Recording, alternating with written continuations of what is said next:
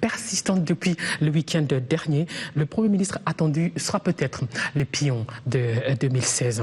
Élection encore, les évêques catholiques ont dit non au suffrage indirect. Ils évoquent la nécessité d'asseoir la démocratie à la base et de contourner la manipulation et la corruption. Pour débriefer, Peter Kazadi, il est de l'UDPS d'Étienne Tshisekedi. Peter Kazadi, bonsoir. Bonsoir, madame.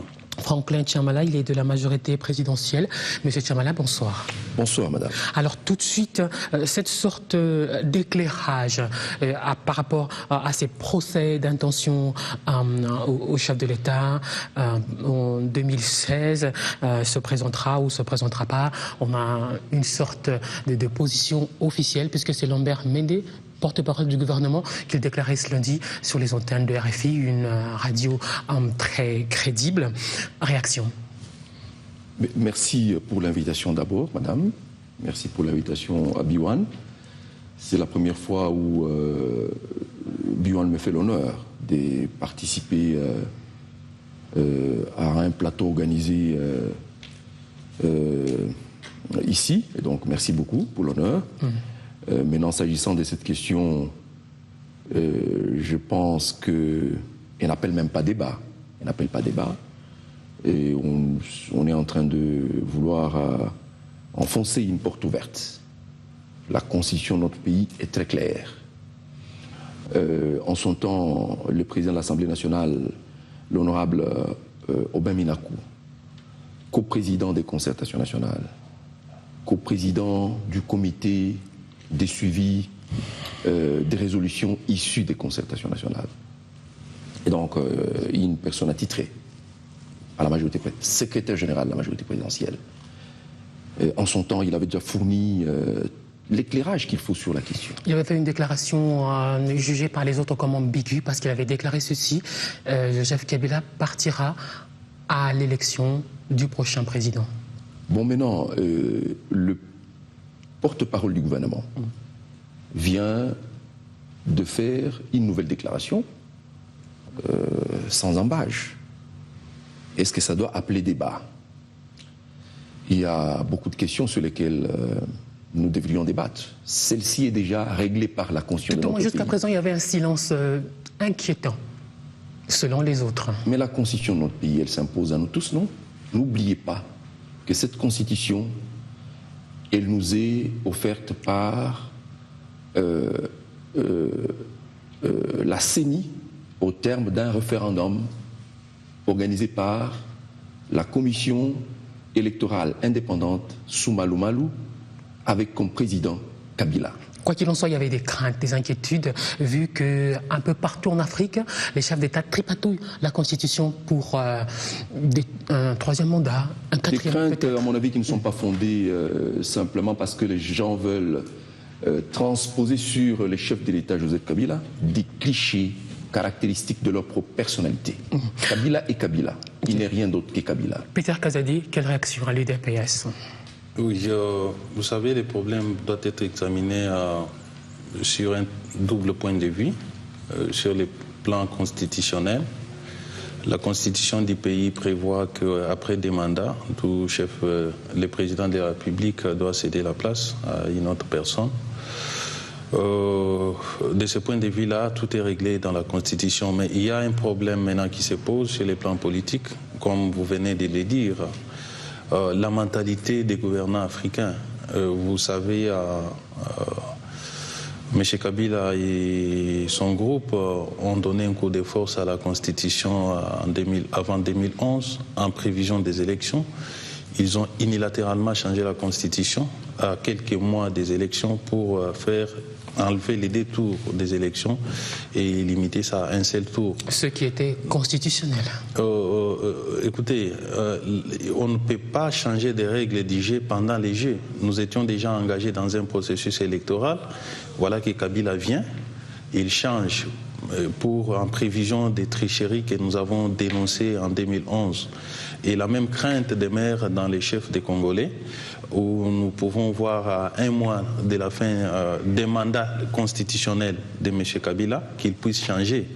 Et pour nous, l'IDPS, nous considérons que M. Kabila n'a plus de mandat légal dans ce pays, puisque Nous considérons que c'est notre candidat qui a été élu président de la République. Tout ce que nous demandons à M. Kabila, c'est de déposer avant 2011, oui. Avant 2016 plutôt. Oui, restons un peu dans la réalité, hein, s'il vous plaît. Alors là, il ne se présentera pas en 2016. Comment l'UDPS se prépare? Ce sera toujours Étienne Tshisekedi, le candidat, ou vous avez un dauphin également, l'après Tshisekedi, ça se prépare? L'UDPS n'envisage pas encore 2016 dans la mesure où nous avons un candidat qui a gagné les élections. Madame, vous savez, cela est très très capital pour nous. Et nous sommes dans la réalité contrairement à ce que les gens pensent. Vous savez, si nous voulons adopter l'attitude que vous proposez là, ce que vous considérez comme une réalité, il peut arriver en 2016, Kabila commet les mêmes forfaits, on va encore nous dire non, revenez à la réalité, lui est là et attendez encore. Donc nous sommes en train de nous battre, en tout cas le président élu est en train de se battre pour la conquête de l'impérium. Nous considérons que nous avons la légitimité populaire, c'est l'impérium qui nous manque et le président du parti est en train de travailler sur ce point-là. Entre-temps, l'après Tshisekedi, ça se prépare, ça se discute ou c'est tabou?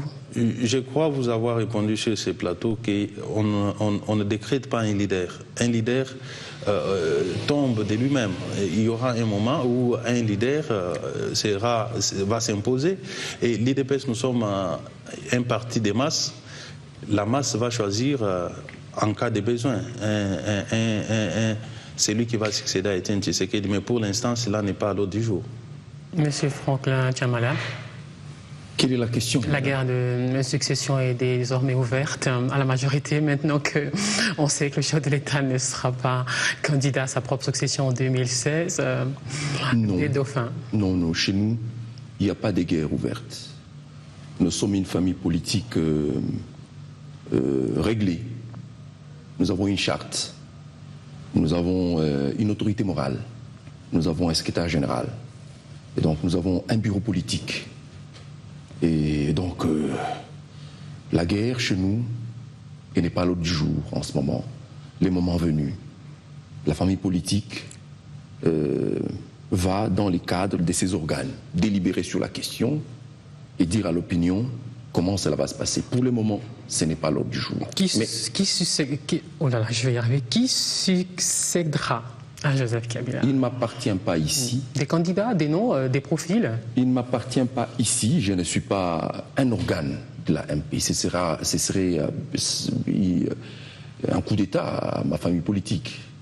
Bon, je ne suis pas un organe. Je ne suis qu'un communicateur parmi beaucoup d'autres. Bon, maintenant, je vais me substituer au bureau politique, au secrétaire général, à l'autorité morale pour commencer à mettre sur la table des scénarios qui ne valent pas. Le pays a besoin de fonctionner dans une certaine normalité. Et nous ne sommes pas dans une espèce de plateforme politique ou de parti politique déiste. Non, nous sommes un parti des humains. Et donc la succession chez nous, elle va se discuter quand le moment sera venu. Monsieur Peter Kazadi, ces rumeurs de remaniement, ça ne vous concerne pas? Pas du tout. Remaniement, pourquoi faire? Gouvernement de cohésion nationale, pour aboutir à quoi? On prend les mêmes personnes qui vont faire les mêmes choses. Les mêmes choses sont lesquelles? Poser beaucoup plus de torts à la population qui ne veut pas de ses pouvoirs. La population qui a désavoué M. Kabila lors des élections de 2008 et qui a voté massivement pour les candidats de mon parti, M. Étienne Tshisekedi. Vous savez, on ne gouverne pas par défi. On peut dire que nous sommes en train de fantasmer. Nous sommes en train de... Ici, je suis la porte-voix de la majorité qui a élu massivement un candidat. Vous savez, la politique, c'est une affaire de la majorité. Lorsqu'on est minoritaire, on doit céder la place, mais ici, c'est le contraire. Puisqu'on a des armes, on a les services de sécurité, on se permet de rester, de tenter de s'éterniser au pouvoir, mais vous devez savoir, mon ami, que toute chose a une fin, et la fin est très proche. Toutes les aventures qui sont en train d'être menées dans notre pays, ça doit s'arrêter à un moment donné. Et par quel moyen? Nous, l'UDPS, puisque vous m'avez demandé... Par quel moyen? C'est la population qui donne les pouvoirs, c'est la population qui peut retirer les pouvoirs. Notre peuple est assez mûr et aussi puisque la misère ne fait que s'accroître en dépit des changements des gouvernements. Où nous refusons d'aller porter notre des lois à un pouvoir décadent. Ils peuvent beau changer des gouvernements, ils peuvent beau changer des constitutions pour essayer de s'éterniser, mais tôt ou tard, la population qui est mécontente de ses pouvoirs dira un jour arrêtez. La population mécontente, ce pouvoir fait beaucoup de tort aux Congolais. Je prends quelques petites phrases pour vous permettre de rebondir. Madame Mamina, je n'aime pas trop la spéculation. Je suis de par ma formation un homme attaché à la rationalité. Mon frère, le maître Peter, c'est un homme extrêmement intelligent. Je voudrais croire qu'il n'a pas perdu sa lucidité. Un président élu à son parti, mais reconnu par, entre guillemets, le peuple, et méconnu par les propres députés élus issus de son parti. Quelle ambiguïté. Alors, je voudrais, s'il vous plaît, Madame Amina, que nous puissions... Le député qui l'a désavoué lui-même. Bon, je ne sais pas qui a désavoué qui. Les députés issus du sein de l'UDPS ont de leur propre gré résolu d'embrasser la légalité, d'embrasser la légitimité en siégeant dans les institutions légales du pays. Bon, maintenant, si de ces simples faits, ils sont désavoués, alors, dites-nous, on est attaché à la Constitution et à quoi d'autre? On est attaché à la Constitution et à quoi d'autre? Alors, si c'est déjà là qui est la pomme des discordes, les uns attachés à la légalité et d'autres attachés à autre chose, je vous prie, madame, fermons la parenthèse, abordons les sujets qui vaillent pour le pays. Ça ne vaut pas. Dites-moi, il y a un dilemme, il y a un paradoxe là. Je ne vois pas où est-ce qu'il a insinué que j'allais perdre ma lucidité, mais je vois c'est plutôt le contraire. Il trouve des dilemmes là où il n'y en a pas. Effectivement, il y a des députés qui ont été élus sur la liste de l'IDPS. Alors, lorsqu'à l'IDPS, la direction politique nationale prend une décision et désavoue quelques-uns de ses membres, M. Tchamala trouve que ce sont eux qui sont dans la légalité et que la direction politique qui a désigné ces gens-là pour être candidats élus sur la liste de l'IDPS, ils ne sont pas dans ils sont dans la légalité, l'IDPS n'est pas dans la légalité. Non, il y a une contradiction, il y a une perte de lucidité en tout cas dans les chefs de mon ami Tchamala. Nous sommes cohérents, nous sommes logiques. Lorsque nous prenons position, nous restons sur la position et nous la défendons. Bon, il y a aussi votre analyse sur le bilan du gouvernement. Le bilan du gouvernement? Selon lui, le gouvernement fait beaucoup de mal à la population, je reprends ces termes. Je vais revenir là-dessus, pour en finir là. Mais la Constitution, elle est claire. Elle dit que lorsqu'un député élu sur la liste d'un parti quitte ses partis, il perd le mandat, et non le contraire. Je parle sous le contrôle de mon ami le maître Peter, qui est juriste. Moi, n'étant qu'un petit économiste. Les députés, ils quittent le parti, ils perdent le mandat. Madame, vous êtes de la presse, dites-moi, quand est-ce que vous avez appris que tous ces députés qui siègent, à juste titre au Parlement, ont quitté le parti? Sous le label UDPS. Ils n'ont jamais... Ils siègent là-bas sous les labels UDPS, d'ailleurs. Et le groupe parlementaire s'appelle le groupe parlementaire UDPS et Alliés. Bon, alors, ils ont quitté ces partis quand? Ils se sont réveillés un matin avec un chef de parti qui leur disait, comme à l'accoutumée, vous n'êtes plus de mon parti. Bon, ça ne m'étonne pas, vous savez, la tradition chez nous, c'est une tradition des partis qui sont la propriété de leur président. Vous comprenez? La démocratie pâtit parce que les partis sont propriétaires de leur président. Et des présidents qui s'appellent des présidents à vie généralement, mais qui veulent aller imprimer et inaugurer la vie démocratique au sommet de l'État. Des présidents qui sont présidents de leur parti à vie, mais qui veulent aller commencer la démocratie au sommet de l'État en promettant au peuple que quand nous serons là, nous serons démocrates. Pour le moment, nous ne le sommes pas. C'est quand même bizarre. Je ferme la parenthèse parce que pour moi, c'est une parenthèse. S'agissant du bilan du gouvernement, sous le leadership de Joseph Kabila Kabange. Le bilan parle de lui-même, madame. Il parle de lui-même. Et puisque ce bilan parle de lui-même, vous voulez que je parle de quoi? Vous voyez les aventures à l'est de notre pays? Vous en entendez encore parler? Selon Peter Kazadi, il y a trop de méfaits. Bon, c'est possible, dans son entendement. Je voudrais qu'il les évoque, mais moi je vais évoquer les réalisations, quelques réalisations à l'est de notre pays. Vous entendez encore une aventure M23, quelque chose comme ça? Ces guerres qui ont... C'est vrai que le M23 c'est mort, mais il y a des groupes armés auxquels les forces armées et la MONUSCO continuent à faire la guerre. Mais les velléités guerrières se sont enracinées dans les mentalités là-bas depuis des décennies maintenant. Mais que les gouvernements, sous la houlette du chef de l'État, en soient venus à les enrayer pour commencer à travailler maintenant à la consolidation de la paix, nous ne pouvons qu'applaudir parce que maintenant, on parle de la relance de l'économie de l'Est de notre pays.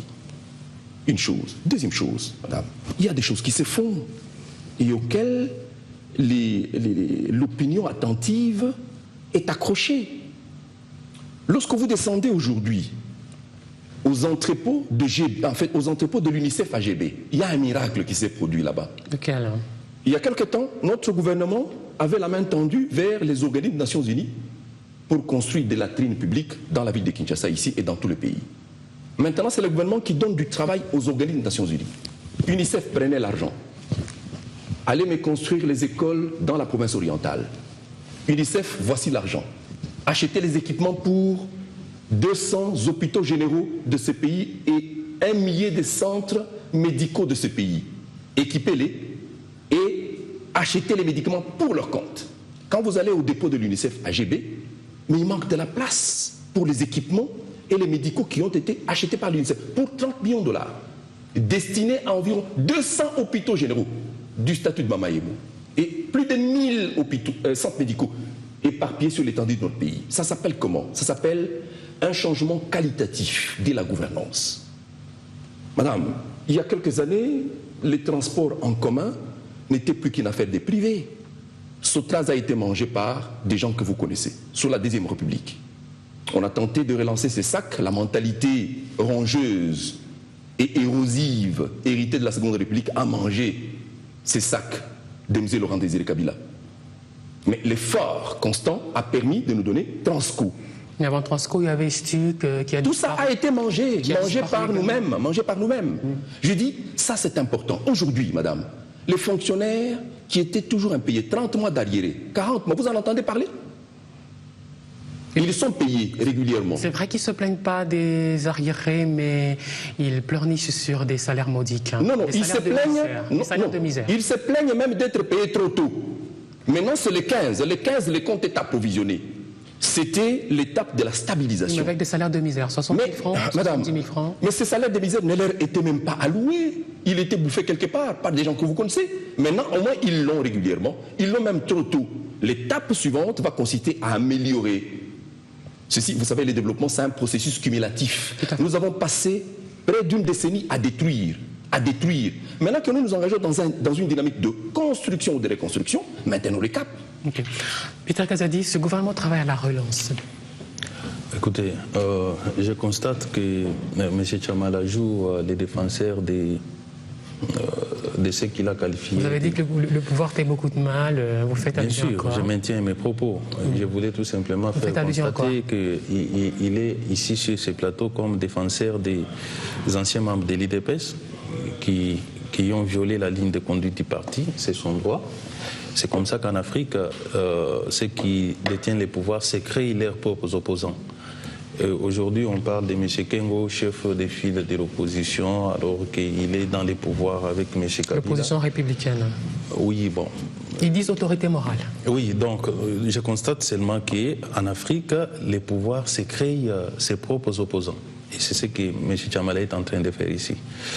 Par rapport aux réalisations du gouvernement, il vient de parler de l'Est du pays. Est-ce qu'il peut aujourd'hui dire à la population qui nous suit que l'Est du pays est totalement pacifié, puisqu'il y a toujours des bruits de bottes de gauche à droite. Il y a des gens qui continuent à mourir, les femmes sont violées. Et à son temps... Il y a eu des changements. Écoutez, ils sont en train d'appliquer la politique de Machiavel. Envoyer son général tuer des gens, venir ensuite sur la place publique pendre les généraux et se faire aimer par la population. Moi, j'ai pris le courage, il y a des années, dans les médias, pour dénoncer les complots qui se faisaient à l'est du pays. Ce sont eux qui ont terminé leur guerre, ça n'a rien apporté au pays. Ils parlent du salaire.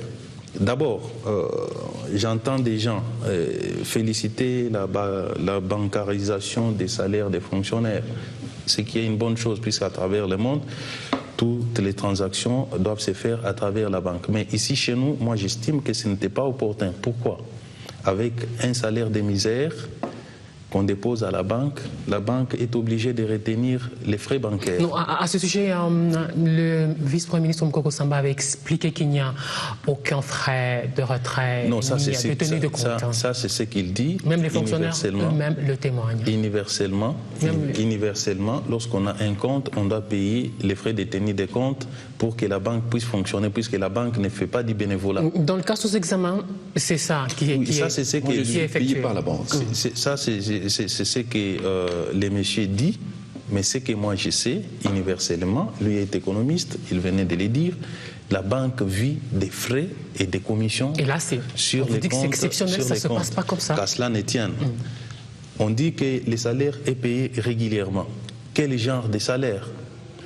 Vous avez eu bien à le souligner. Un salaire très modique. Oui, c'est un départ.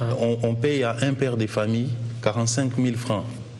C'est un salaire qui s'améliore depuis d'année en année, ça s'améliore. Non, mais ça fait combien d'années que M. Kabila est au pouvoir, que la misère, les salaires est toujours des misères?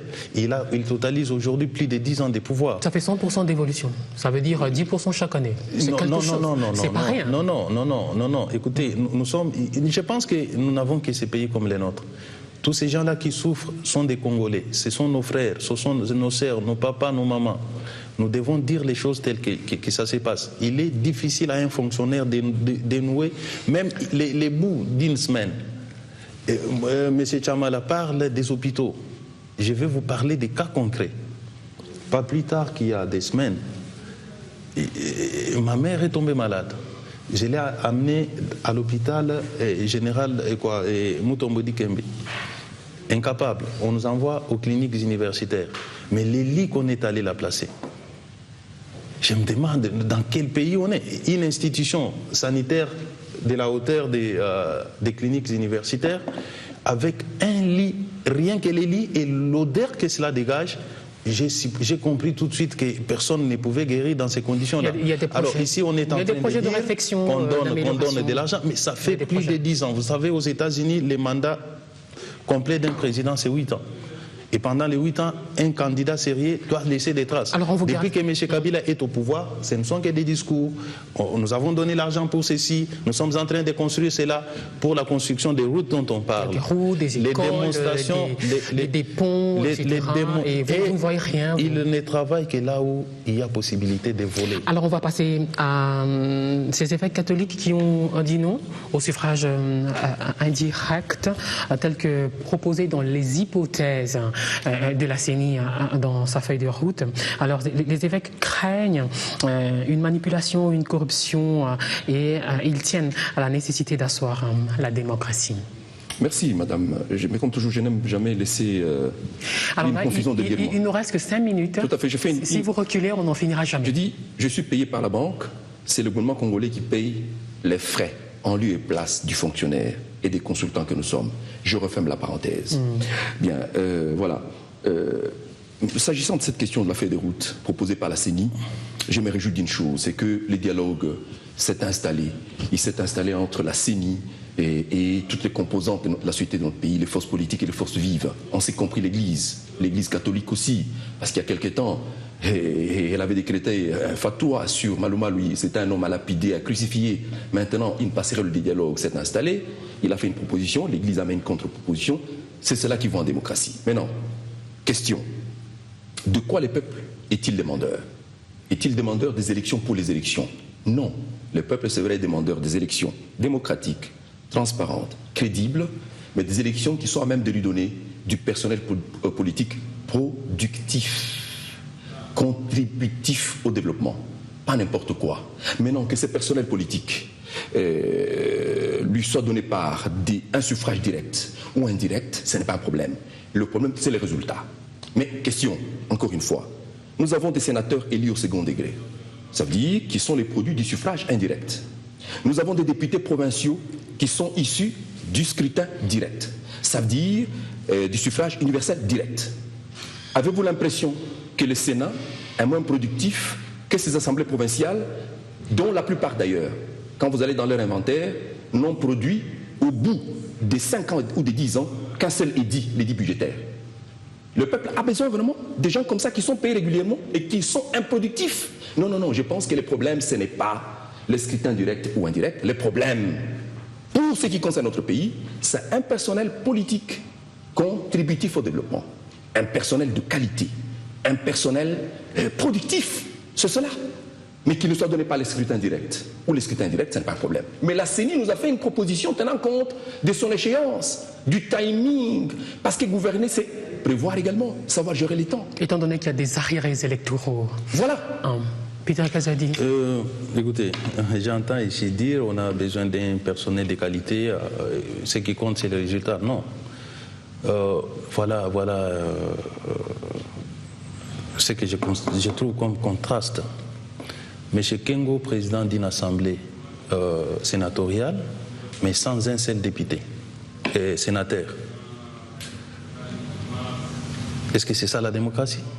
Comment ça, sans un seul? Kengo, président de l'assemblée sénatoriale, sans un parti qui a un seul sénateur. Et Michel Bongongo, vous le mettez où? Bon, vous l'avez cité, je concède.